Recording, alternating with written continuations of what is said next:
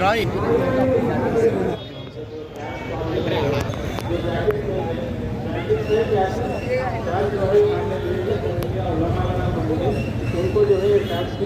ताकि एक तरतीब बन सके।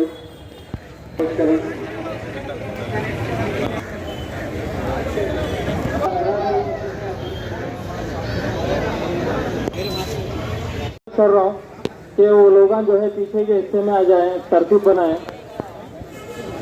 हाँ, ये भी यहाँ पर सीधे जानिब और दाएं जानिब जो भी खाते ठहरे हैं वो पीछे के हिस्से में आ जाए, तरतीब बनाए।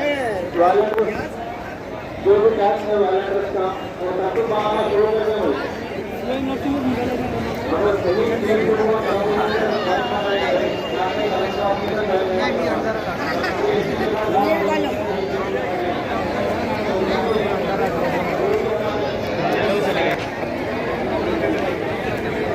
आने वाले हज़रात पूरे पीछे चले जाएं।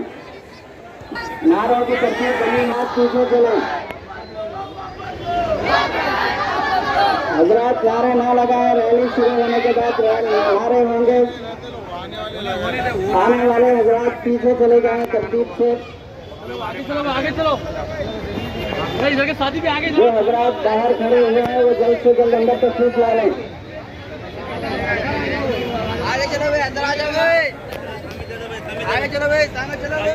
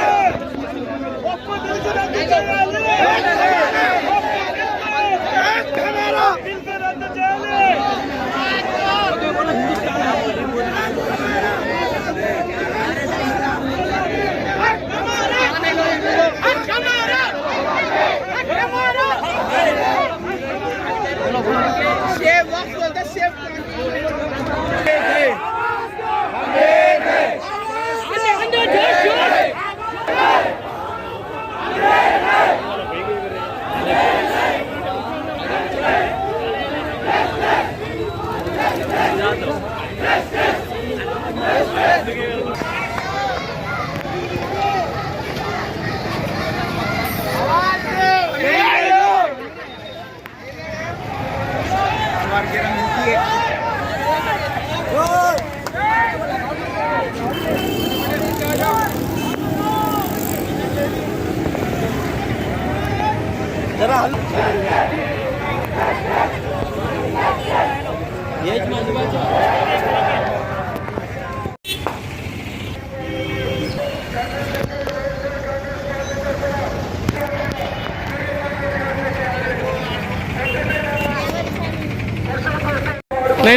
आज जो लोग पिछली गवर्नमेंट में एनआरसी सीएए को सपोर्ट करे, आज वो लोग कहाँ है इसका अंदाजा आपको है। एक गवर्नमेंट में टीडीपी गवर्नमेंट वक्फ अमेंडमेंट बिल को सीधा मुसलमान को छाती में छुरा भोंकी है। तो इसका जवाब आने वाले इलेक्शन में सारे मुसलमान एक होकर चंद्रबाबू नायडू की टीडीपी को 2026 के म्यूनिसिपैलिटी के इलेक्शन में, 2029 के एमपी एमपीए इलेक्शन में नारा लोकेश को, नारा चंद्रबाबू नायडू को घर को भिजाना है। मुसलमानों के गुस्से का हिसाब हम वहां पर वोट के जरिए से देना है।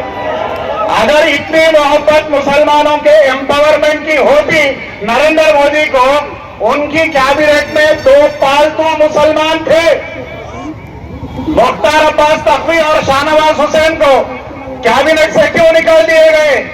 सिर्फ मुसलमान आइवर को कैबिनेट से निकाल दिए। आज वो बोलते हैं कि मुसलमानों की तरक्की के लिए ये वक्त बिल लाया गया। मैं पूछना चाहता हूं नरेंद्र मोदी से, 2025 और 2026 जो प्री मैट्रिक स्कॉलरशिप थी माइनॉरिटीज की, नेशनल की, उसे खत्म कर दी गई। पोस्ट मैट्रिक स्कॉलरशिप को खत्म कर दिया गया। ओवरसीज स्कॉलरशिप को एजुकेशन की, उसे खत्म कर दिया गया। ट्रिपल तलाक का कानून लाया गया। तरह तरह के मुसलमानों पर काले कानून थोप कर आप झूठ कहते हैं कि हम इस वक्त बिल से मुसलमानों की तरक्की करेंगे। भाइयों, ये एक आवाज उठी थी दिल्ली से कि हम वक्त बिल के रिलेटेड भी चप्पे चप्पे को शाहीन बाग बनाएंगे बोलकर। इसलिए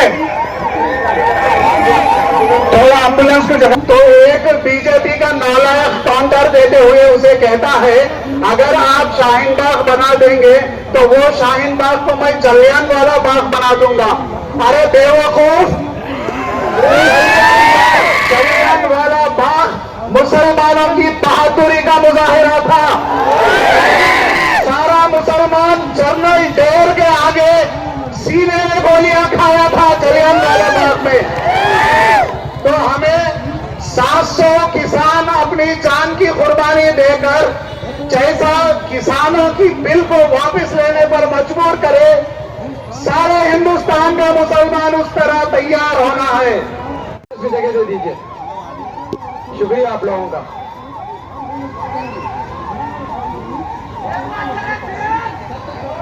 अस्सलाम वालेकुम। धूप ज्यादा हो गई क्या?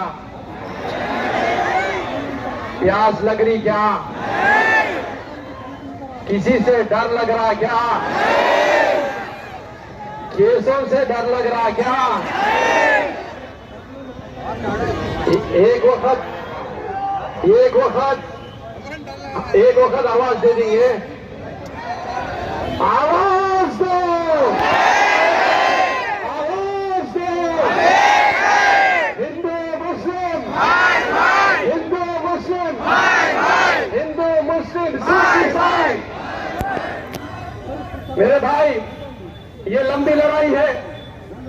ये एक दिन दिए से, एक वक्त आपके आने से नहीं खत्म होने वाली है। हमारे को जिस तरीके से आज आपका जज्बा दिखा है, उसी तरीके से आपका होश भी हमारे को चाहिए। आपका खून पसीना चाहिए, क्योंकि ये लड़ाई आपकी और मेरी नहीं है। ये लड़ाई अल्लाह की जायदादों की है। हम पहले नहीं थे, बाद में भी हम नहीं रहेंगे, मगर क्या रहेंगे तो अल्लाह की जायदाद रहेंगी।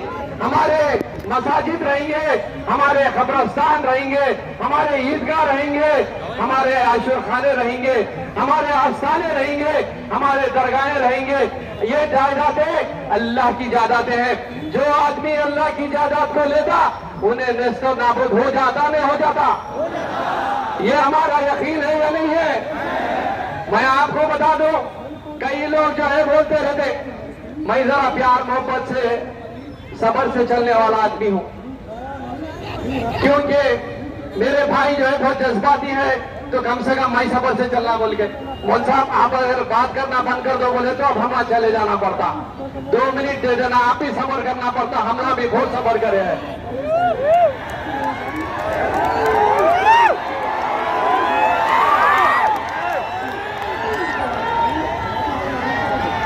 मेरे भाई फ्लो को रोक दिया तो मुश्किल हुआ था मौलवी साहब, बड़ी मुश्किल से फ्लो आता।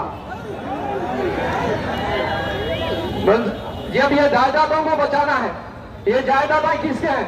अल्लाह ताला की जायदाद। ये हमारी लड़ाई नहीं है, ये अल्लाह की लड़ाई है। अल्लाह की लड़ाई के से हमारी जरूरत है कि अल्लाह को नहीं है, मगर हशर के मैदान में जिस दिन अल्लाह ताला हमारे साथ आवाज दे के पूछेगा कि बंदे मेरे जायदादों के ऊपर जब आग आ रही थी, जब वो लोग बुरी नजर पा रहे थे, तो तुम किस तरह खा रहे थे, तो हम ये बता सकते हैं कि बोलो मैं तेरे वास्ते कितने भी जालिम लोग हमारे सामने क्यों आ जाए, मैं तेरे हक में खड़ा हुआ था बोलकर हम उस दिन बात कर सकते हैं। मेरे भाई ये लड़ाई को जो है हमारे को गली से लेकर दिल्ली तक लड़ना है। ये लड़ाई जो है all India Muslim personal board को हम लोगों को मजबूत करना है। ये हमारे पूरे सियासी जमात ऑल इंडिया बोर्ड के तारीफ करते हैं, हम उनके दावे काम करते हैं। मैं आपको बता देना चाहता हूं कि वक्फ बोर्ड के बारे में अगर आंध्र प्रदेश गवर्नमेंट में एक ऐसा जीवो आया, जीवो नंबर 60, जिसमें municipality, panchayat Raj, revenue, stamps and registration के साथ साथ वक्फ बोर्ड को बोला गया कि जो है आप लोगों की जिम्मेदारी रहेंगी कि कोई इलीगल प्रॉपर्टी नहीं दे सकते, कोई इलीगल परमिशन नहीं दे सकते। तो ये जो एक्ट आया वो आपका भाई कर्नूल से चुना गया था, इसीलिए इन्हें असेंबली में बात करके जगनमोहन रेड्डी साहब के साथ जीवो नंबर 60 लेकर आए बोल के मैं बताना चाहता हूं। आपका भाई यहां से आंध्र प्रदेश से सुप्रीम कोर्ट तक जो गया है, वाईएसआर कांग्रेस पार्टी आपके साथ खड़ी हुई है। Petitioner number 1 YSR Congress party, petitioner number 2 Abdul Hafeez Khan आप लोगों के तरफ से लड़ रहा है। मैं जो है उलेमा इकराम का भी एहतराम करना पड़ता, और ऊपर से सीनियर उलेमा इकराम को भी है मेरा माइक लेने देने की जो है बात दी गई है, तो मैं उनके एहतराम में जो है मैं बात को खत्म करना चाहता हूं। मगर मौलवी साहब जो बात कर सकता है उसको बात करने का मौका भी देना चाहिए। सर आप अगर नहीं देना चाह रहे तो मैं सिर्फ एक शेर से जो है खत्म कर देना चाहता हूं। उसूलों पर जहां आज आए टकराना जरूरी है, उसूलों पर जहां आज आए टकराना जरूरी है, जो जिंदा हो तो फिर जिंदा नजर आना जरूरी है। ये है तो सबके लिए हो, ये जिद हमारी है। इस एक बात पे दुनिया से जंग जारी है। मैं खतरा होके भी तूफान से जंग लेता हूँ, खतरा होके भी तूफान से जंग लेता हूँ। मुझे बचाना समंदर की जिम्मेदारी है। All India Muslim personal board जिंदाबाद। क्या आप लोग खवातीन को भेजेंगे नेक्स्ट टाइम की रैली में? क्या आप लोग ह्यूमन चेंज के करेंगे? क्या आप लोग जो है स्ट्रीट कॉर्नर मीटिंग्स करेंगे? क्या आप लोग बड़ी पब्लिक मीटिंग करेंगे? क्या आप हमारे उलेमा इकराम के एक बात पे लंबे करके आपके पूरे काम छोड़ के आप लोग जो है इस बिल को, इस एक्ट को वापिस दिए जब तक जद्दोजहद करेंगे? एक बार हाथ उठा के बोल दीजिए, कर्नूल से आवाज जाना चाहिए। वापस लो, वापस लो, वापस लो, वापस लो। जज़ाकल्लाह खैर। मैं चाहता हूँ बोलाना मोहतरम हज़रात, हम यकीनन हमारे हफीज खान साहब के जज्बात का एहतराम करते हैं, लेकिन यहाँ पर ऐसी बहुत सी शख्सियात हैं जिनके दिल में जज्बात मौजूद हैं और बहुत देर तक कह सकते हैं, अपने ख्यालात का इजहार कर सकते हैं, लेकिन वक्त की किल्लत है, नजाकत है, बेवकूफ ज्यादा हो गई है।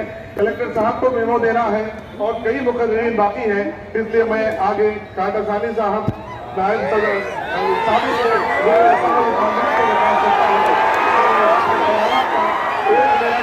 ख्यालात का इजहार करें, वक्त ज्यादा न लें। ఈరోజు కేంద్ర ప్రభుత్వం ప్రవేశపెట్టిన ఒత్తిళ్లు వెనక్కి తీసుకోవాల్సిన ఉద్దేశంతోనే ఈరోజు ముస్లిం సోదరులందరూ, అదేవిధంగా ముస్లిం సోదరులకు మద్దతుగా హిందూ సోదరులు, క్రిస్టియన్ సోదరులు అందుమానికి మేమందరం కూడా మద్దతు ప్రకటించాలనే ఉద్దేశంతోనే మా నాయకుడు ఆదేశ ప్రకారం ఈరోజు మీ ర్యాలీలో పాల్గొని ఈరోజు మీకు మద్దతు ప్రకటించడం జరిగింది. మోహన్ రెడ్డి గారు చెప్పినట్టు, హఫీజ్ ఖాన్ చెప్పినట్టు మేము ఖచ్చితంగా ఈ బిల్లును కేంద్ర ప్రభుత్వం వెనక్కి తీసుకున్నంత వరకు అన్ని కార్యక్రమాలలో మీకు అన్ని విషయాల్లో కూడా చేదోడుగా ఆదోడుగా ఖచ్చితంగా ఉంటాం.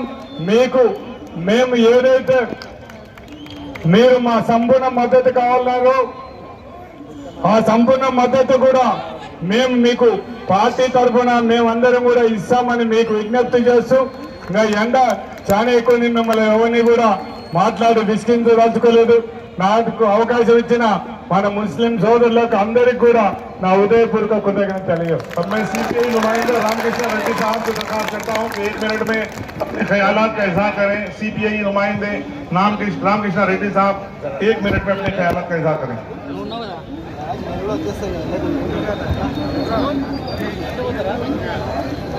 ఈ కార్యక్రమానికి అధ్యక్షత వహించినటువంటి పర్సనల్ లా బోర్డు అధ్యక్షులు, అట్లాగే ఈ కార్యక్రమంలో నాతో పాటు వివిధ పార్టీ ప్రయాసంగా రాజధాని ఢిల్లీ నగరంలో ఇండియా గేట్ దగ్గర చెప్పే సందర్భంగా తెలియజేస్తాం. మన పోరాటాన్ని సుప్రీంకోర్టు జేఏసీకి వినపడే విధంగా పోరాటాన్ని కొనసాగించాలని చెప్పి మేము కూడా గుర్తు చేస్తూ ఈ అవకాశం ఇచ్చినటువంటి అధ్యక్షులకు మీకు పేరు పేరున నమస్కారాలు తెలియజేస్తూ సెలవు తీసుకుంటున్నాం. आप लोग के जज्बे को दिल में जमाने में दम नहीं, हमको मिटा सके ये जमाने में दम नहीं, हमसे जमाना खुद है, जमाने से हम नहीं। आज मैं सिर्फ एक बात को आपके सामने पेश करता हूं, ये काला कानून न सिर्फ मुसलमानों के खिलाफ है, अगर सिर्फ मुसलमानों के खिलाफ होता तो तब भी हम बर्दाश्त कर लेते। ये कानून हमारे संविधान के खिलाफ है, ये कानून हमारे देश के खिलाफ है। ये नथुराम गोडसे को हीरो मानने वाले कुत्तों ने ये कानून हम पर लाया है। आप सब जानते हैं कि आर्टिकल कॉन्स्टिट्यूशन के article 13, article 14, article 15, article 25 to 28, article 29 को ये काला कानून फाड़ा है। अगर संविधान फटता है तो देश टुकड़े टुकड़ा होता है। हम लोगों ने देश की आजादी के लिए उलमाए किराम ने 50,000 उलमा ने अपनी जानें दी हैं। 5 लाख मुसलमान मर्दों औरतों ने देश की स्वतंत्रता के लिए जानें दी हैं। जब ये काला कानून देश को टुकड़े टुकड़े करता है तो हम देश की रक्षा के लिए, संविधान की रक्षा देश की रक्षा है, देश की रक्षा वक्त की रक्षा है। हम इसके लिए आखिरी सांस तक, जब तक हमारे अंदर सांस है, हम इसके लिए लड़ते रहेंगे। हाथ उठाकर बताओ कौन कौन तैयार है। आखिरी बात, आखिर के हम साथ ही साथ अल्लाह की तरफ रुजू करेंगे, दीन को अपनाएंगे, नमाजों को मस्जिदों को आबाद करेंगे, दुआओं का एहतमाम करेंगे तो अल्लाह तबारक तआला इनके खिलाफ इनको हुकूमत से तख्त से निकालकर जनाजे के तख्ते पर सुलाएगा। तैयार हैं जज़ाकल्लाहु खैरा। जो जान मांगो तो जान देंगे, जो माल मांगो तो मांग लेंगे। हमसे ये हरगिज नहीं हो सकेगा कि हम वक्फ जायदाद देंगे। अब मैं अरुण कुमार बीएसपी साहब से तायीद की दरखास्त करता हूं कि अपने चंद जुमलों में तायीद का इजहार फरमाएं।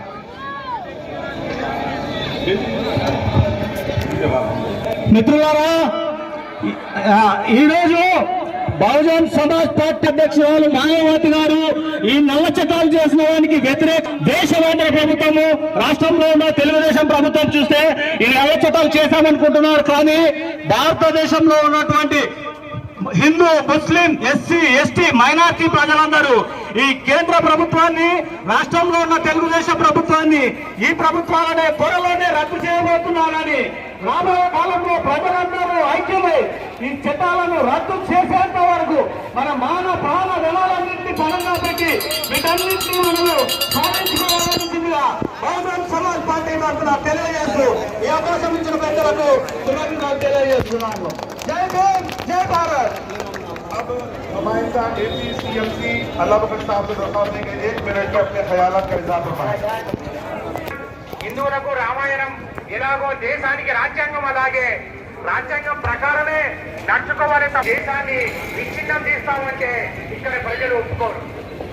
ఒకటి ఈ వక్ఫ్ చట్టం, దేశద్రోహం అంటే వక్ఫ్ చట్టం ఉన్న ముస్లింలకు పేరుతో నష్టం చేయడానికి చట్టం తీసుకొని హిందూ ముస్లింల మధ్య మనస్పర్ధ ఆర్ఎస్ఎస్ విరోధుల ద్వారా ఆర్ఎస్ఎస్ స్వతంత్రం కోసం చనిపోయారు. పాకిస్తాన్ మాకు అవకాశం ఇస్తే మాకు సెక్యులర్ భారతదేశం కావాలని శ్రీరాముని దేవాలయంలో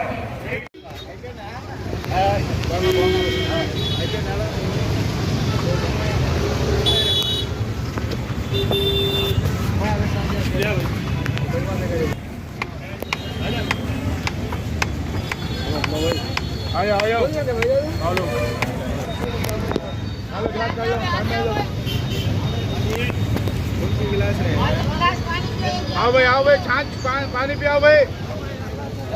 ठंडी छाछ है, पानी मौका मिलेंगे. आजा आजा, 1 गिलास पानी पियो. 1 गिलास छाछ पियो भाई. लो भाई आराम से लो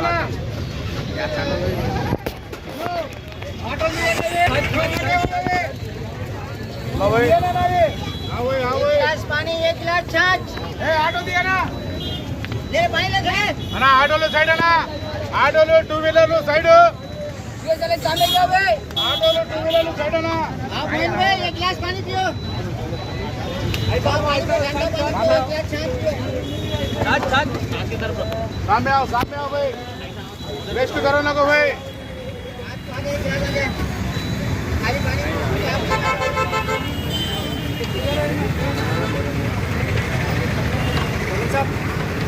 पोस्ट आए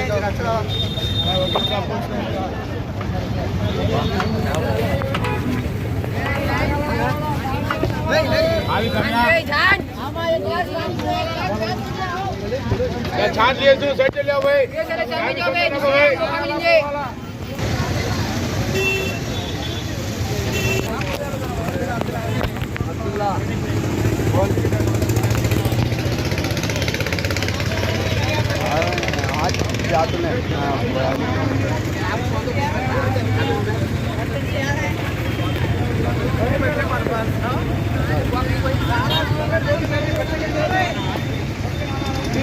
ఆటో సైడ్ నిలవడండి.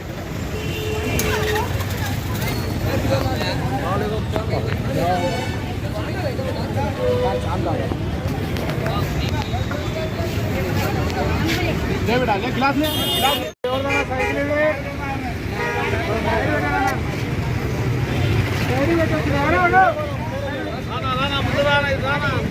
సైకిల్ 2 వీలర్లు ఆటోలు సైడ్ పెట్టండి.